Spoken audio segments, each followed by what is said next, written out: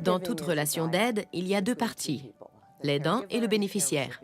Chacune de ces parties a ses propres besoins et a besoin que ceux-ci soient satisfaits. La relation peut être exigeante sur les plans émotifs, physiques et spirituels. On parle de l'épuisement de l'aidant naturel. La plupart des aidants naturels attendent 5 ans avant de demander de l'aide. C'est vraiment très long. C'est exigeant, c'est très stressant. Comment faut-il s'y prendre? Comment établir un équilibre dans sa vie? Et cet équilibre est nécessaire. Il existe des moyens de réduire votre stress et de vous offrir un répit.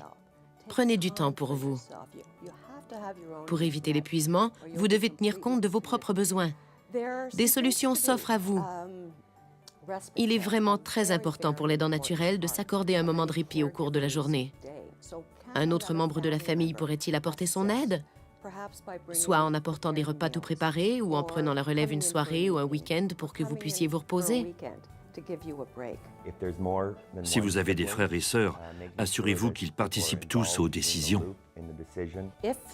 Si l'être cher est admissible à des services offerts par le secteur public, les aidants naturels pourraient être admissibles au service d'un préposé au service de soutien personnel.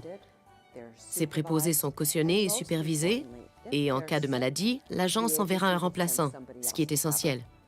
Il existe également le programme d'aide familiale sur place, offert par l'entremise de ressources humaines et développement des compétences Canada. Il pourrait aussi y avoir des programmes de jour offerts dans votre collectivité dans le cadre desquels l'être cher peut profiter pendant toute une journée d'activités, de services de transport et d'un repas chaud. Il pourra ainsi socialiser et être stimulé, ce qui vous donnera un peu de répit. Il y a des groupes publics qui évaluent les personnes et déterminent le type de soins auxquels elles sont admissibles et qui sont financés par le gouvernement. C'est souvent assez difficile de s'y retrouver. Il est utile de consulter un conseiller pour comprendre quels sont vos besoins et ceux de la personne dont vous prenez soin. Vous serez alors tous les deux certains de faire le maximum. Demandez de l'aide, vous n'êtes pas seul. Il existe de nombreux services de soutien pour vous épauler dans votre rôle d'aidant naturel.